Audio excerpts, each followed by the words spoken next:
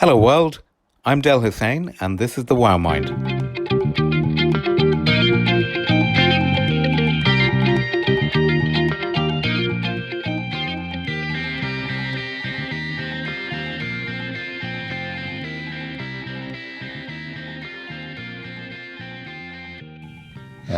You were the first,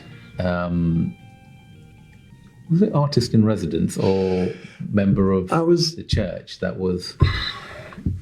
My title was Community Arts Chaplain, and there was a history of arts chaplains in the north before I arrived, but they tended to, well, they did fantastic work, but I don't think they had a huge remit for working in parishes. They were supporting artists in residency.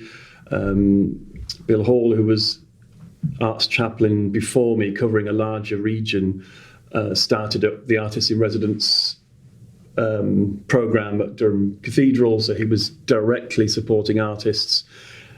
And when Gateshead Parish heard about that, and they had support through the Bishop of Jarrow to start an arts-based post, they wanted the community element to be first and foremost, that it wasn't just working with those who already appreciated the arts world, but was engaging the congregations in Gateshead and local people with what was starting to grow on their doorstep. Like you've got the Baltic, which is a bit like Tate Modern, this brand new arts complex, and then the Sage came a few years later, and during that time as well you had the Angel of the North, and the average response, which was a little bit stereotypical and incorrect, was what's this got to do with us? Up in the northeast we'd rather have perhaps funding from government to support this and this, and so that was my job, really, to get ordinary people involved and to wake up the inner artist in people who often thought, this has nothing to do with me. This is intellectual, middle class. This is for educated people. This is for people at university who are perhaps born with a creative impulse. It's not for me. So you used art as a means of unifying communities, bringing them together, and making them do work that created an environment, really.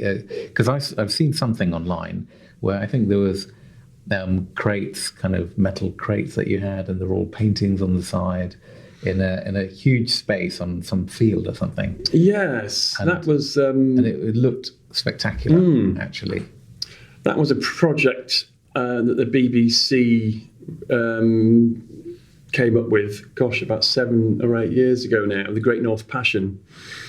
And that was brilliant. That was absolutely brilliant. So they presented different communities with the big storage unit, basically, which they could transform with local artists and produce either an exhibition space in it or use the outside. And I work with some fantastic local graffiti artists based at Sage, called Co-Musica. And they did projects with young people they were involved in, and I took them into local schools as well to do graffiti projects. And then we had this big live program on Good Friday that year that was broadcast live, and it was just fantastic. Because going back to what drove me over that line of non-believer believer as a first year art college was people allowing me to tell my story and to feel proud or to accept the fact that I didn't have the answers, but just to work my own journey to my own answer. And arts chaplaincy is all about that. It was all about encouraging people to take pride in their story. Whereas you might imagine people, I don't know, automatically worshipping famous people or being impressed with other people's stories and thinking, I could never do that, my miserable life, my boring life. So it was just getting them to take pride in where they'd come from, what they were doing now.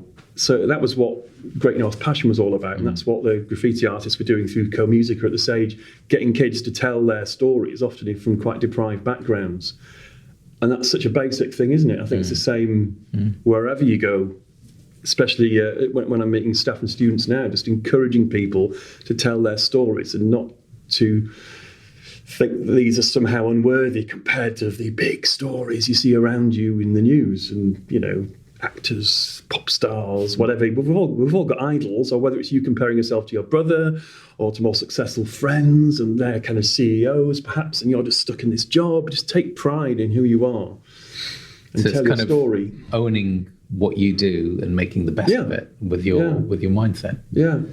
You've also got a bit of a reputation as someone who likes to get naked and jump into lakes and things. I was referred to as the Naked Vicar for Radio Newcastle for a while, which I didn't mind because it opened up this 10-year corridor to more interviews. So rather than going, I was only naked once, I just thought, why not? I'll be the Naked Vicar. We'll work for the Naked Chef. That opens the door. Yeah, exactly. Or the Naked Gardener. Yeah, exactly. Well, there you go. But you've been doing that, but you're even within your own work, your own artwork, which I think I've been looking at some of it. You're actually really talented, and art's like that. A lot of people, I think, are quite quietly they get on with it, and they don't even bring it to the front. It's quietly. Some years ago, I used to manage a little amateur gallery, but we'd see people, because we're in the city here, who work for people like big financial houses, Barclays, HSBC, and these guys are all hedge fund managers and big things. And they would come and they'd say, look, I just want to have a little exhibition. I've been doing this on the weekends. And you'd look at the stuff and it was like great stuff. You know what? You would have had a career in this, but you didn't have the confidence to do it. And so I was asking some of these people, well, why are you doing this? I mean, when you're such a successful banker. And they said, because that has no soul, that I don't get anything from that. And this lifts me. It gives me something, maybe a bit like faith. It gives you something, a sense of levitation. You feel growth, a creativity. And that inspired them to just keep going. But they were ashamed to show it. Like, I shouldn't be showing people this. This is like my dirty pleasure kind of thing. And whereas I think what you've done is you've used it to help communities get people working together, and not necessarily having to feel that it's somehow sissy or not quite right. Because Gateshead's got a great tradition there, particularly with things like Angel of the North. It's a big stamp for the city.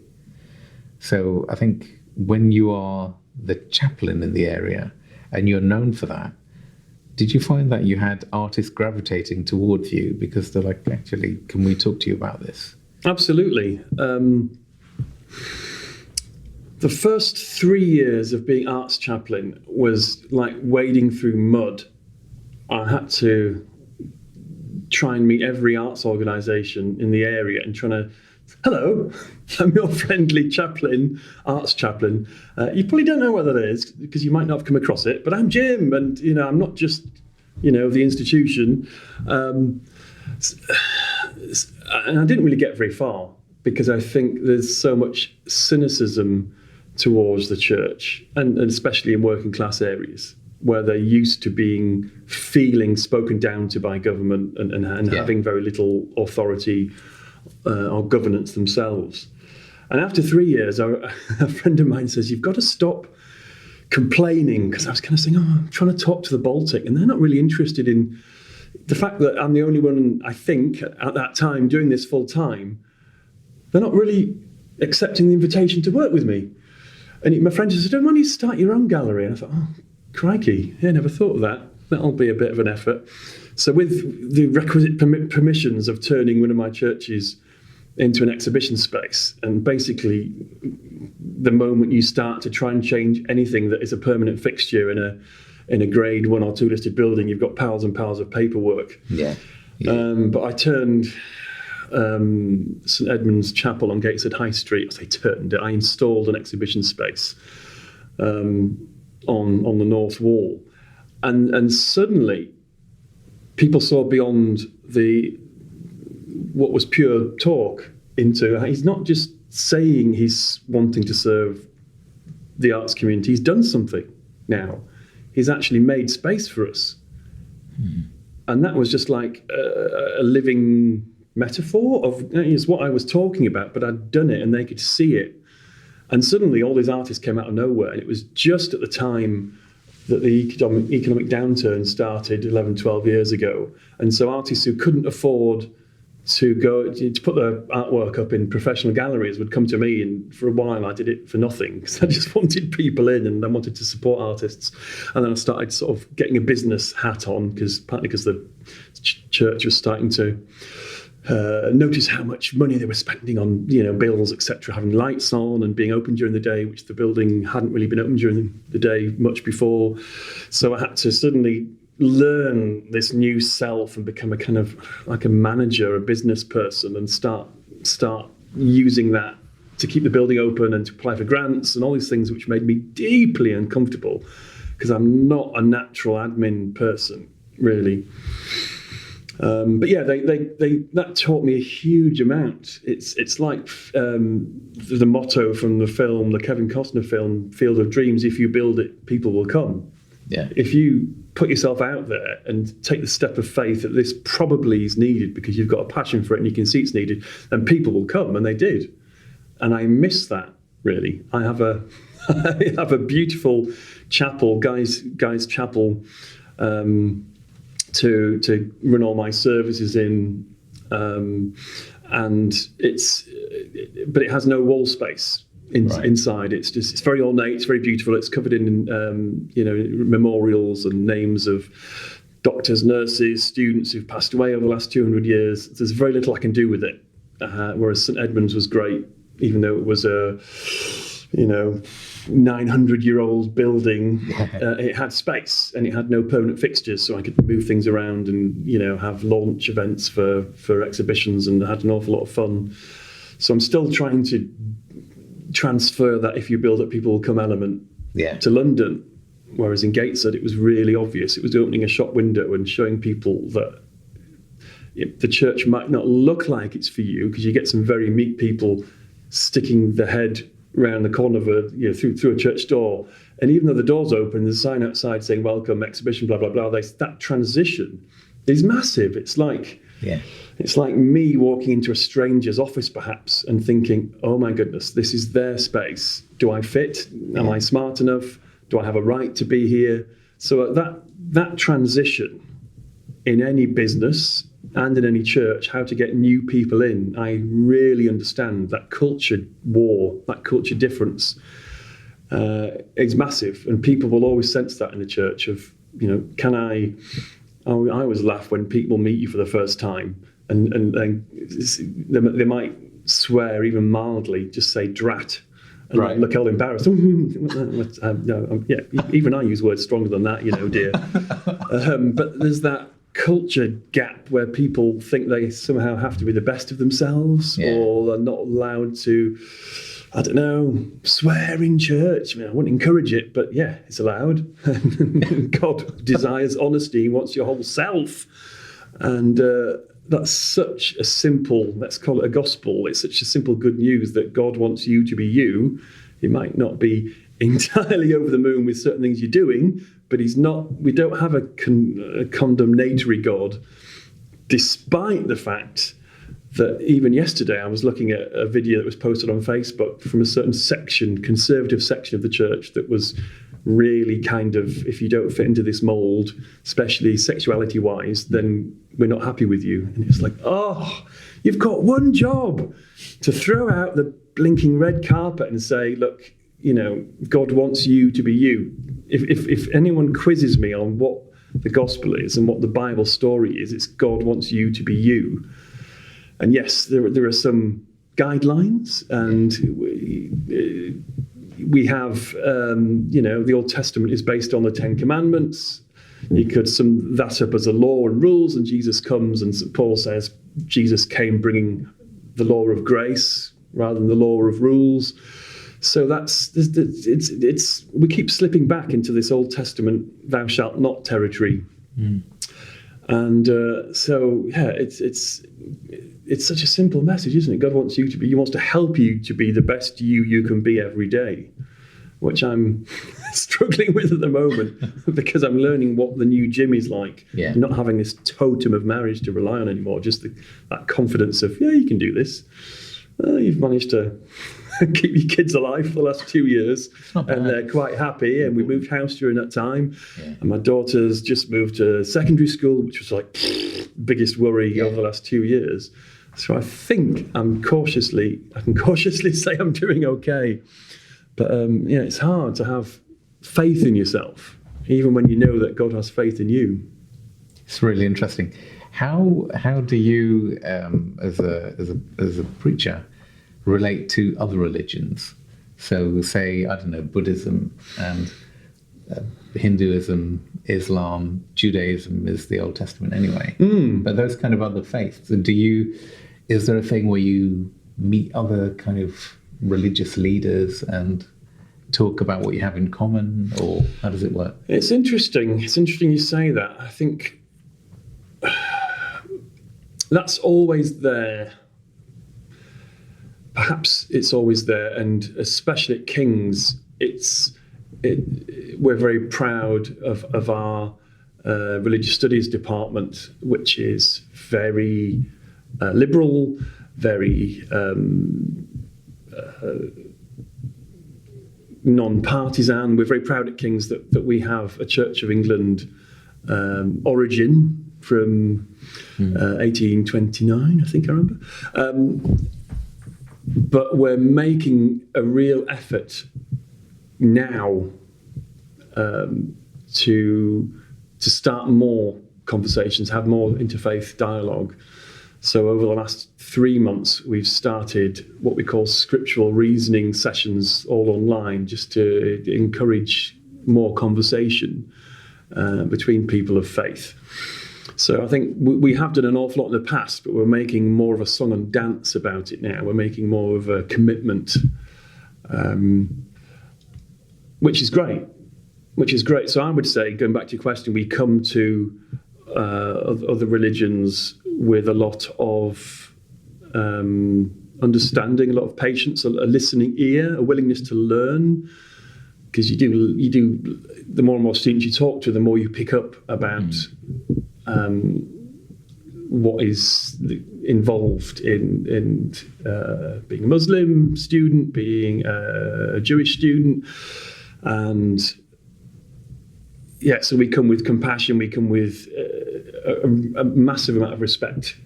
So it's almost like, how do you engage people to get them thinking about things? And I think for yourself, in your role, a big part of getting people to engage with a faith and believe in something is it's got to have something that, to some extent, captures their.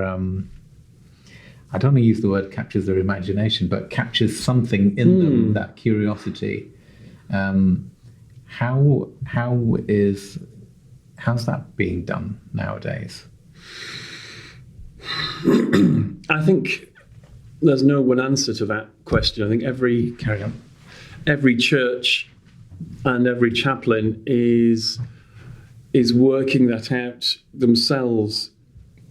It's always recommended that in the first year that you go to a new parish, you spend at least 6 months listening, rather than rushing into, at the last place I did this, I'm going to replicate that, or this should be done because blah blah blah blah, to keep up with everyone else. Just see how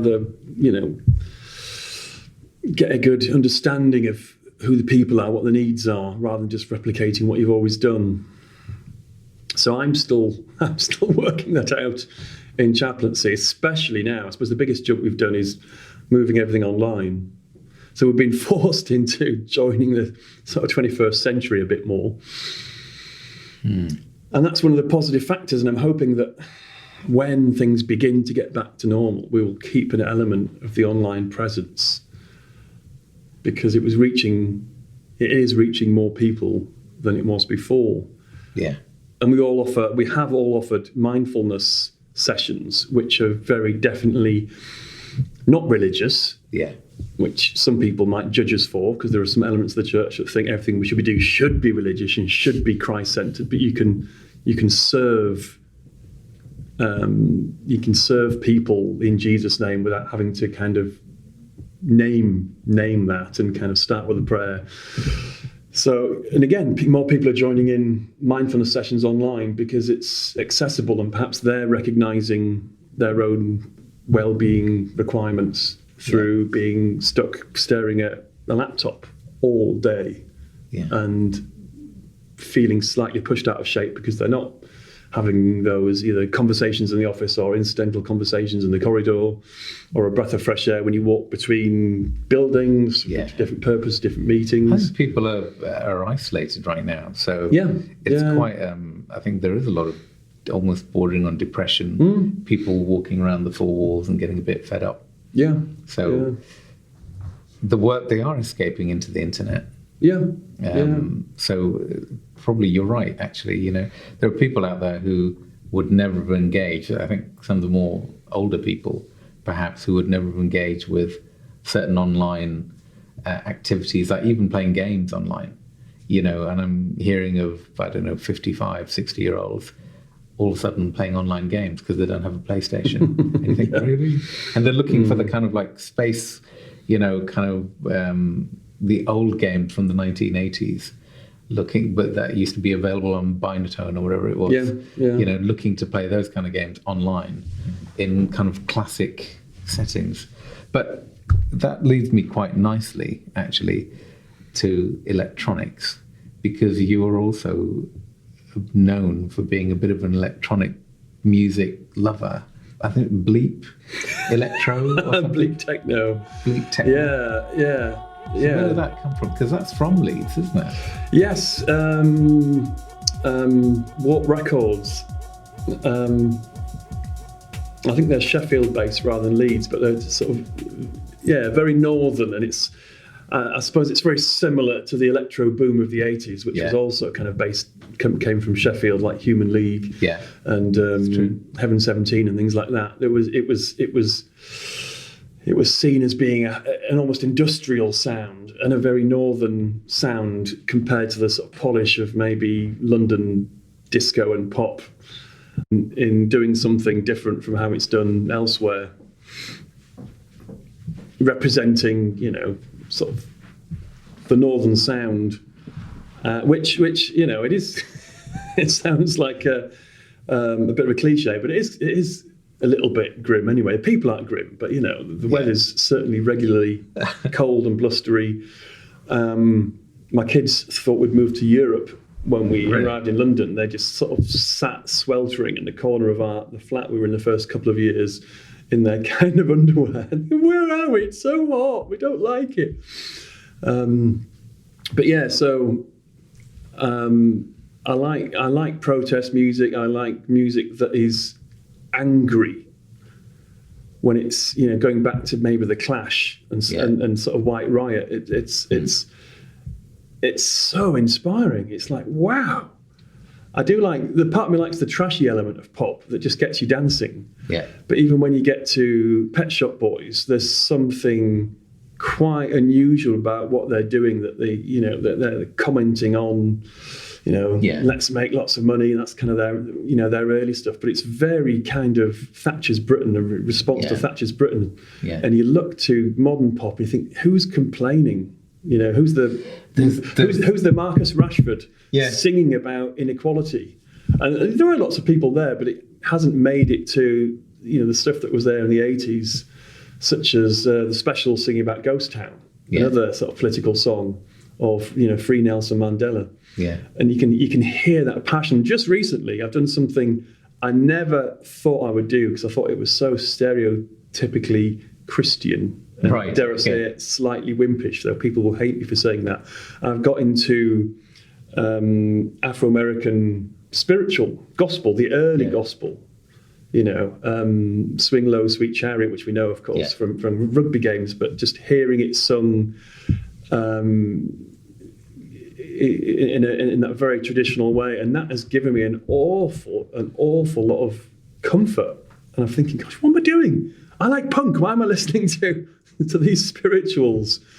But they're just, you can hear that rawness that you hear in Bob Dylan in protest music. Have you been to the States to any of those churches? No, I haven't. I'm very untravelled. Fascinating to see somebody like you go there, who yourself are a preacher, but then you end up in one of those. Because I went to a wedding, and it was a kind of Christian wedding of African American friends, and it was like a festival.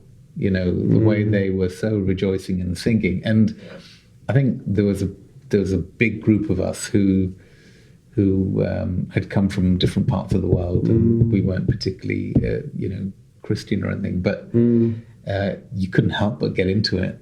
You kind of thought, this is joyous, this is so lively, and you can see where all of the kind of R&B has come from. It's from those kind of grassroots of music in the churches, and I think when you listen to church music in the UK, it is that kind of Western European.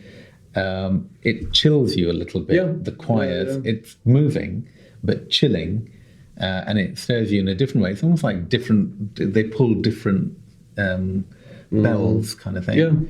And this is not a very good narrative for it, but you get moved, I think, in different ways.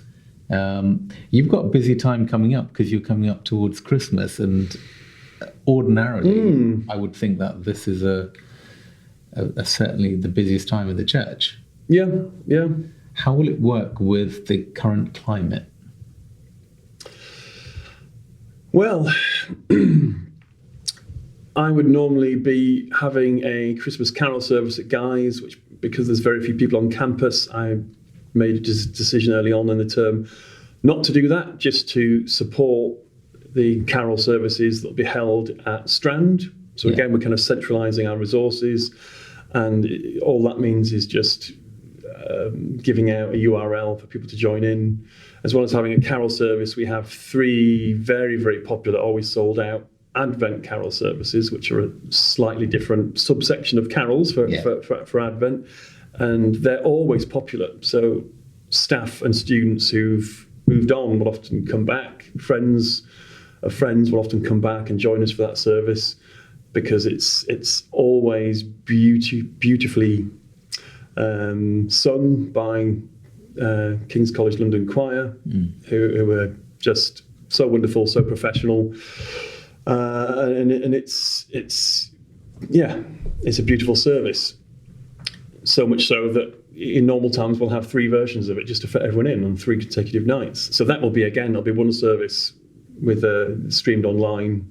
So it's helpful that we have a fantastic IT service who can do all this stuff for us, because we knew very, very little 6 months ago about how to run things on Teams or YouTube. So it's just increasing your skill set, really. And last week I did a Remembrance Day service from Guy's Chapel, because my campus is the only one that has a memorial. It's the main memorial for all 5 campuses is there. So that's where we concentrate our efforts for remembrance. And I did it to, a couple of IT guys who were filming me, and Bugler, who was there, and it was very odd doing it to an empty building rather than doing it outside our memorial.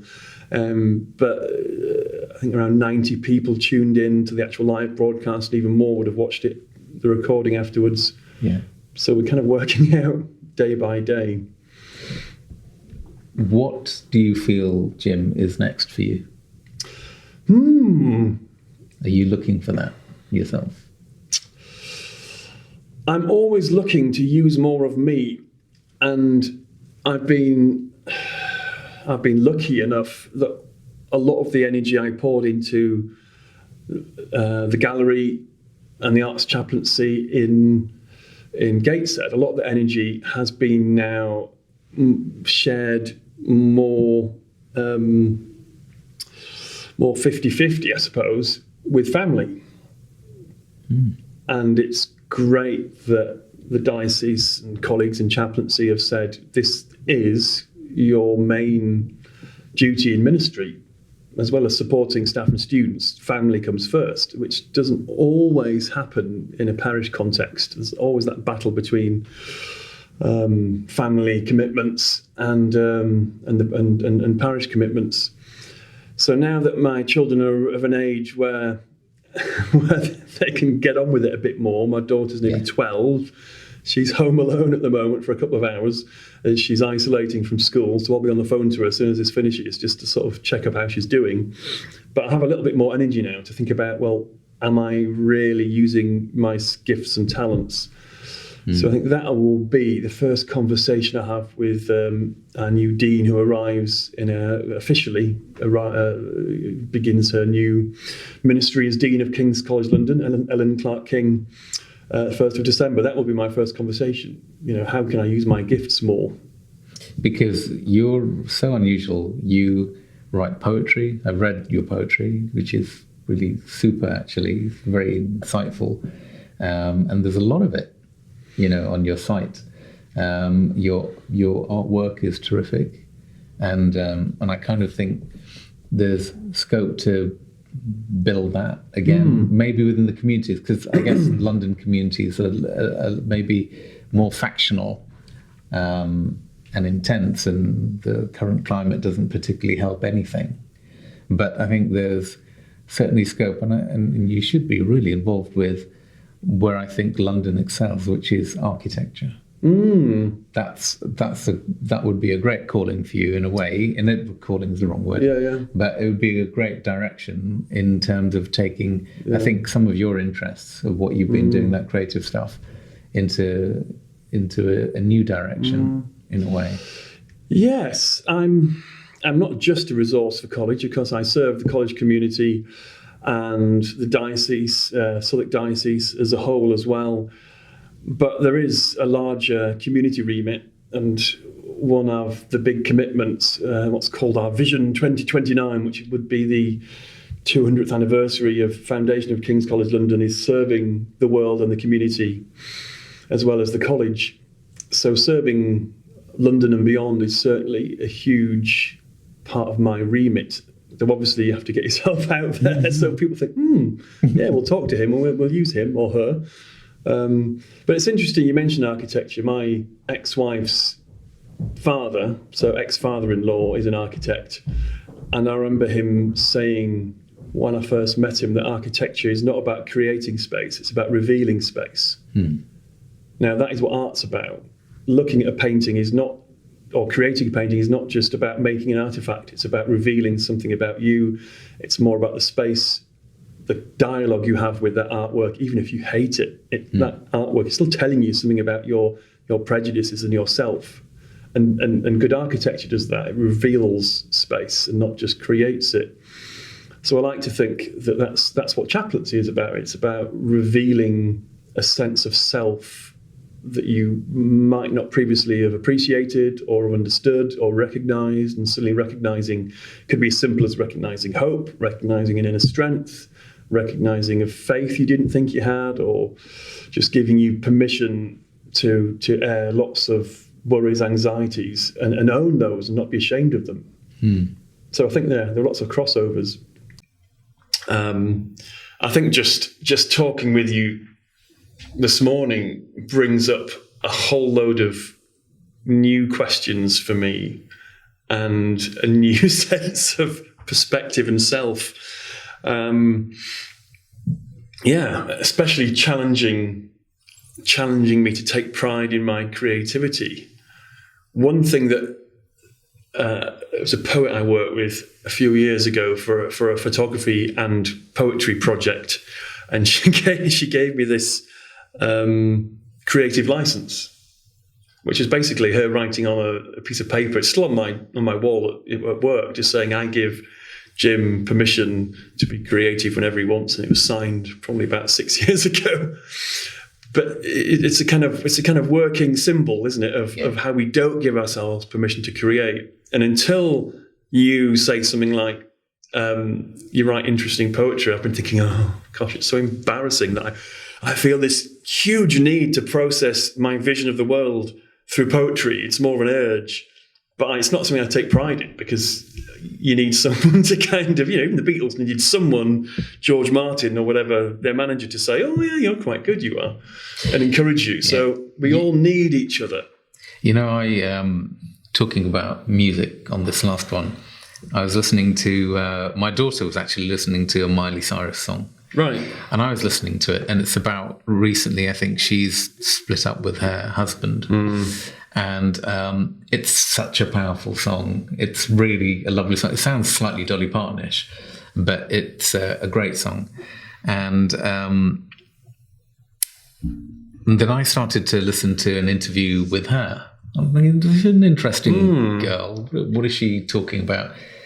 And she said, whenever I go through these times, these rough times, it's actually when I am most creative, and I come up with new stuff after going through this anguish and turmoil. Yeah. And things that you'd forgotten along the way, you start to remember, because it hits nerves that you had not had to look at for a while. So I think, you're someone who's an artist, you're a poet, you're into music, you have different music, electronic music, all kinds of different angles. And the fact is you give hope to a lot of people in a way that's dispensed with, I think, humor, great humor. Don't forget that. Yeah, it is important to remember, isn't it? I think whoever you are, from someone working on the shop floor to, an area manager to a CEO of a big company, you still look at the person above you and kind of think, oh, am I doing enough? Have I done enough today? Or am I getting that work-life balance right? Am I spending enough time with my family? Or am I allowing myself to dare to be creative, which for some reason always feels radical, because it's often for you, and that's why it's so important. And most of what we do in life is for the institution, for the man, so to speak, using old language. There's something demanded of you. And to me, the message of the gospel is, don't forget your voice. And God can help you find your voice, and it's not just one voice, it's something that's growing and changing every day. And that's what I've been fighting for the last couple of years, to just keep hold of that sense of self. I think you're gonna start. I think you're gonna be all right. You've got amazing Doc Martens, by the way. For anyone who can't see this, Jim has. Well, I'm not averse to kind of. If you have antiseptic wipes, you can put on the table later. So look at that. So these are my William Blake DMs. So I must be the only clergyman or clergy person in the Church of England who has the devil on his boots. So this is fantastic. This is one of William Blake's prints from the Book of Job, where Satan, or the accuser, is standing on Job's chest, and he's covered in boils. And it's I suppose that's how suffering feels. Suffering often feels very personal. Why is this happening to me? But when people ask, is it kind of orthodox having Satan on your shoes? I say, well, I'd much rather have him down there than kind of up here, kind of in my head or heart, or and at least I know where he is. The Book of Job is really close to you. It's really apparent, isn't it? It is. It kind of sums up.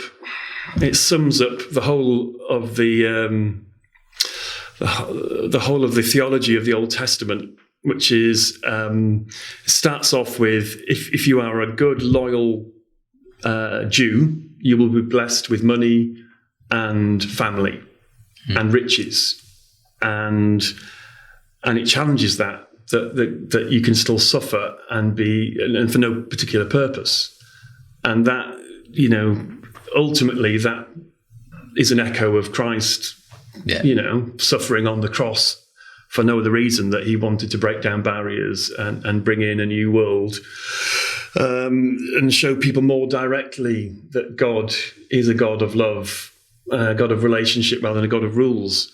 So Job is a precursor to that, a massive, massive precursor. And that image of the whirlwind of finding God in being blind just echoes that, doesn't it? That we do find a new direction through things that slow us down and force us to stop. It's like a traffic light that you think, oh my God, come on, I can't turn to green, I need to get somewhere. But often in that being forced to stop and think, you look at your own impulse. Why do I have to be there at a certain time? That's just a construct I come up with. Yeah. Wonderful. Jim, with that, I'd like to thank you for this. You've been absolutely entertaining and fascinating and really open, and I really appreciate that. It's really brilliant of you. Yeah, it's been a pleasure. You only sort of start to recognise elements of your story when you kind of you start to talk about them. We'll get the freedom to talk about them openly. What's next for you now? Where are you going on to? Oh, well, I'll be checking up on my daughter at home first. Perfect. I think she's been.